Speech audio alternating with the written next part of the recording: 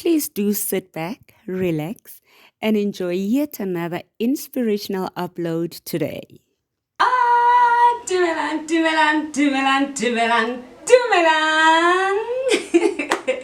I'm back. Babu. Yeah. Zaga. Yo. Hey. Yo. Hi. Kispendile beke. Yo. Okay. Let me be a pastor now. Dumelang. My name is Linda Maponyane-Kobua, and welcome back to my channel. To everybody that has been coming back for this content, really truly do appreciate. I see you, they see you, you know. And to everybody who subscribed between the last uploads and this one, welcome, man. Thank you so much. I see you, I see the notifications, and I'm really truly grateful. If I could name you one by one, I would. In any event, thank you so much for coming and for commenting and for interacting. Shows that the content is definitely for someone. You know, someone is hearing and someone is interested and interactive. So, what are we talking about today? Oh, okay, so today we are looking at a very rather interesting approach, you know, something that I hardly ever do, a space I hardly ever go into, and for different reasons. Got my reservations, got my reasons. I made a conscious decision that I don't want to go into marriage content because I still truly believe that I'm in class, just sitting down, listening to the lecture, waiting for me to feel, okay, I think I've done well, you know, in terms of the exams that I've been passing, you know. And I know that you can write exams for 40 years and then, yeah, somewhere things happen, but you get my point. I just still feel at this point I just want to sit down. I want to learn and I want to empower myself as much as I can. However, today I'm going to go into that space, but I'm going to go into that space in a way that does not come forth as an expert. Not at all. In fact, the tone has got nothing to do with telling people what to do and how to do it and how to conquer it. If anything, these are my experiences. So today I want to talk about what the first year in marriage taught me. It's about me and what I learned in the first year of marriage and what it's done to me, and you know, all of that. So I've got my phone today because I want to be referring to, you know, the list that I had made in order for me to be able to remember everything that I had written down. Obviously, I sat down and I spent some time trying to remember, you know, the things that I'm seeing myself get better at, or getting where I'm just like, yay, long way to go, you know. But I've now become aware of them and say, here, huge room of improvement needed here, mastering it, you know. So yeah, that's why I wrote a list. Anyway, number one, you know, I learned that it's very important to communicate clearly in a lucid manner, you know, where what you were saying is well understood. You don't want to be in a position where well, I'm learning that I don't want to be in a position where I assumed that he heard me, you know. And I think I did that many times where I was like, but I did say. And then he's like, but I didn't understand. I'm like, but why didn't you ask? And then sometimes he may not have asked because it's a case of perhaps how I said it. And he's just like, oh, okay, you know. But I'm learning to communicate better, to communicate more clearly, to be more lucid in what I am saying and not sound like, ish, I wonder, ishu tini lena, you know. So number 2 is also still about communication, but in this case, it's about communicating. I'm learning to communicate my needs. You know, you can communicate where you are going. For instance, number 1, like communicate and be clear. We are going there and we're gonna come back at 2 in the afternoon, and therefore, you know, whatever. But in this case, number 2, I'm learning, or I've learned how to communicate my needs effectively. You know, I learned that in many instances I would say something and not communicate it effectively, and I would find that he doesn't meet the need, and it feels like I would feel, oh, I'm not him, I'm feeling unloved. I'm feeling like you didn't think about me, I'm feeling like you didn't consider me, I'm feeling like this. While those feelings that I'm feeling at that time may be warranted, I've learned the art of also checking how much did I communicate, how clear was I about my need at that particular time. And doing this is helping me to come to a place where I'm more clear. I'm more clear about the need. I'm more clear about being intentional, man. I want this guy to know what I need. And this is in all aspects, you know. This is help, this is emotional needs, this is physical needs, this is sexual needs, any need, you know, communicated effectively so that the need can be met and understood. Okay. Right, so number 3 number 3, okay, so another one is this one where I'm also, it also feeds into communication. So the first 3 are literally about communication. Okay, I've learned not to read between the lines. If I don't understand, I ask, what do you mean? What do you mean by? What do you mean by? So I learned, you know, in the first year of my marriage, I learned that sometimes I would not ask for clarity and I'll just end up reading between the lines. And half the time when you read between the lines, or when I read between the lines, I would then blow things out of proportion. By the time he clarifies, I'm like, oh, okay, Asan, okay, this is what you meant. Or this was the intention, Asan, you know. And had I asked to get clarity and not read between the lines, we wouldn't have gotten to the disagreement, the misunderstanding, you know. All right, so number 4 number 4, very, very important, especially for me as an emotional being that I am. Number 4, I've learned that it is crucially important for me to keep calm, or to be calm or cool off before I communicate a concern, communicate a dissatisfaction, communicate something that didn't make me happy or that made me upset. I learned that each time I did it, kise calm, things happen that made me look back and not be proud of how I handled it. So I learned it's important. It's important to. And I'm actually proud of myself that the next day I'd be saying to him, so yesterday, 1, 2, 3, 4, 5 happened. And I could feel in me that if I addressed it at that time, it may not have ended right. So can we talk about it today? Him knowing how I would handle certain things, he'd be like, wait, wow, you know?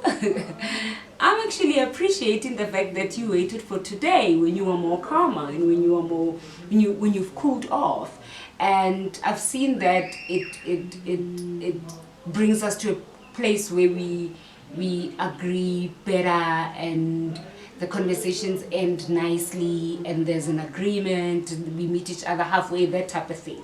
You know, so I cool off. I cool off. I never used to. I wanted to deal with it right there and then, but it wasn't the most effective way. It wasn't the wisest way of doing it for me.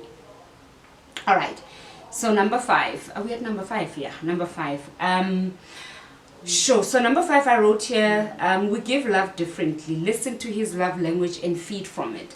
So here's the thing. What I learned is that how you want to be loved might not necessarily be how he loves me. And I'm more of a words of affirmation kind of girl. You're doing well. Well done. You know, thank you so much. Oh my gosh. My wife, you are the goat. You are doing this.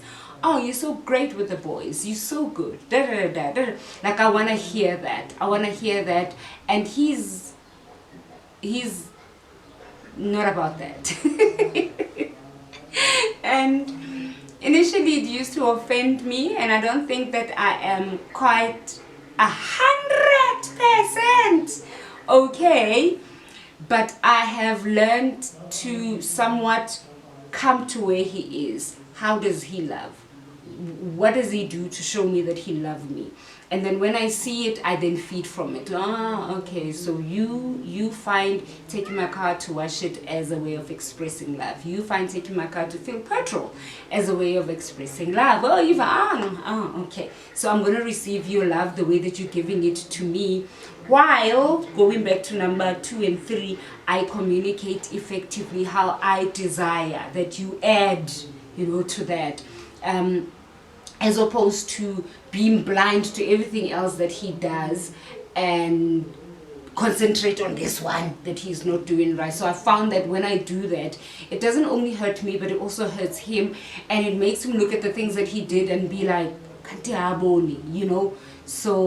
so yeah, learned that people love differently, and it's somewhat important to go to where they love, to go to their love language and drink from it.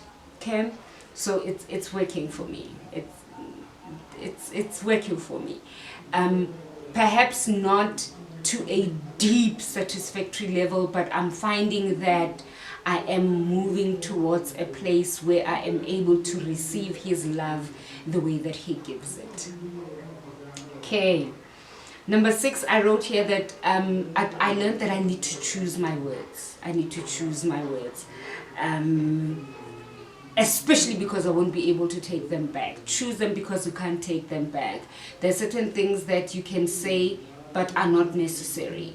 There are certain things that you can do without saying. There are certain things that you're like, waswa hankari, kitla, and then you sit and you're like, I won't. I'm going to use something different in this, to this effect. Okay. And then the next one, number 7 here. I wrote and Chiho laughed at this one. I sent her this list before the filming, but she laughed at this one. She was like, yo, hi if you are here.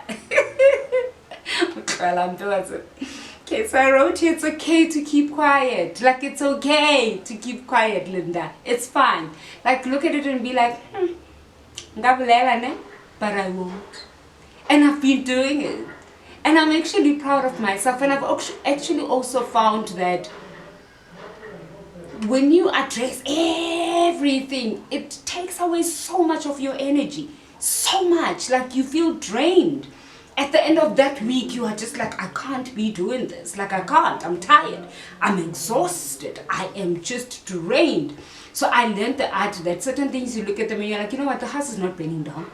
You know what, nobody fell from the 3rd floor. So I'm going to keep quiet. The windows are not broken, so it's okay. It's all good. So number 8, I've got here that it's important to acknowledge. So I used to be the type of person where if I hear this idea and I can see that it's going to crash, I'm like, what? Are you sure? What? And I realized that it's only just going to demoralize him, discourage him. All right. So number 9 is almost the same as number 7, but I'm going to share it anyway. I wrote here that You know, I learned that just let the little things go. Let the little things go. Just look at it and be like, ah, okay. All right, no, cool. No, okay, cool. It's okay.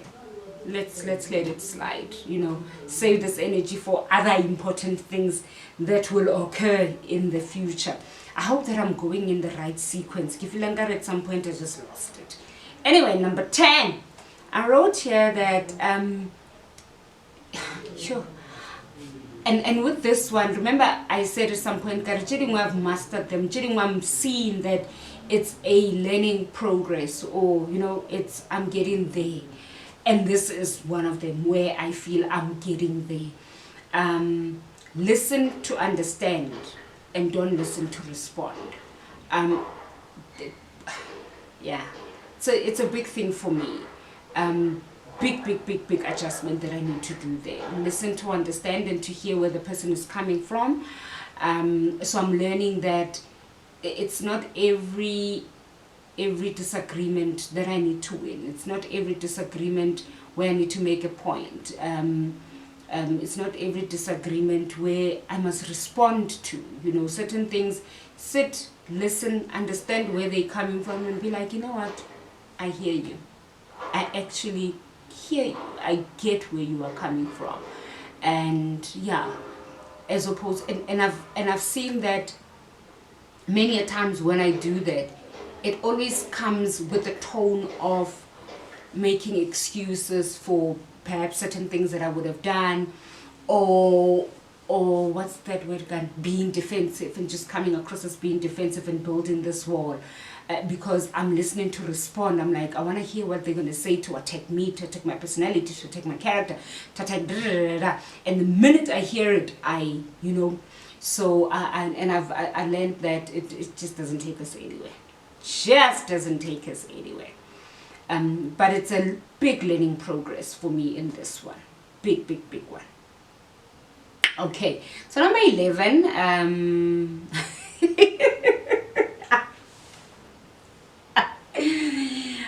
Okay, Linyala Lemonade. All right, number 11. I learned in my first year of marriage that you don't actually like your spouse every day. There you go, I said it. Sometimes you just feel like, who are you? What? How? Huh?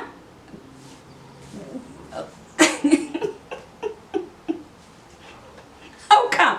Huh? How come? Why are we here?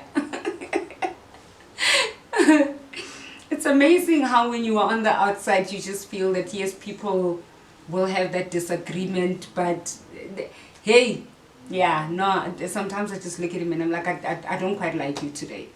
Yeah, no, after that, yeah, this one right here, this situation here makes me not to I hope I don't sound like the devil's cousin. Okay, so number 12, very important. Yeah, very important. So I learned that it's important not to list 101 concerns or 101 weak points at the same time. Yeah, you don't do this, you don't do this, don't do this. And then next thing there's 7 of them, and then it's like, what? Huh? What? And the person can easily feel horrible. They can easily feel like a horrible person because of when they look at the list, they're like, oh, you know. And this goes for me as well. Yeah.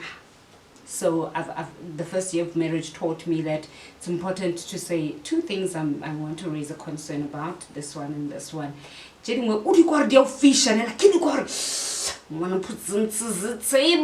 I'm like, no. I'll swallow it and I'll give it the next 4 or 5 days. And then I come back. Okay. Number 13, quite interesting, you know, quite interesting with this one. You know how people would say, but honeymoon phase. I didn't have the honeymoon phase. I walked in and training began. If you hear me, I walked in and training began. It was like, hurry, picky guy, epa, dear so, dear so, dear so, dear so. And I think I did touch on it a little bit in the becoming an instant mom video. You know that, I mean, we walked in and then there were these other individuals that were part of it, and there was just, you know, yeah, not gym, like, yeah, I was gymmering. As a result, honeymoon phase. But here's the beauty of it. I remember one day saying to Cho, I'm looking at this and I'm realizing that my story is actually going to flip differently, where once we've settled and the first few years jelaja pruning, as I would hear, jelaja pruning have phased out, we will be able to then step into, I'm praying and hoping that we'll then be able to pray to step into that phase, yela the first 3 months, yela you sitting with an angel in the house, you know. I also wanted, Lord, if you're listening, I want it. All right. But of course, I'm not trying to say that every day, and no, by no means. But I'm just saying that it was a case of, and there were lots of lessons to be learned, lots of adjustments to be made. No. So yeah. All right. So the last one, not the last one, number 14. Yeah, I learned that I wanna forgive daily and forgive. Yeah, that scripture says 77 times 7. Live it. Yeah, do it intentionally with all your heart. Forgive daily. Forgive daily. I've learned that forgiveness, when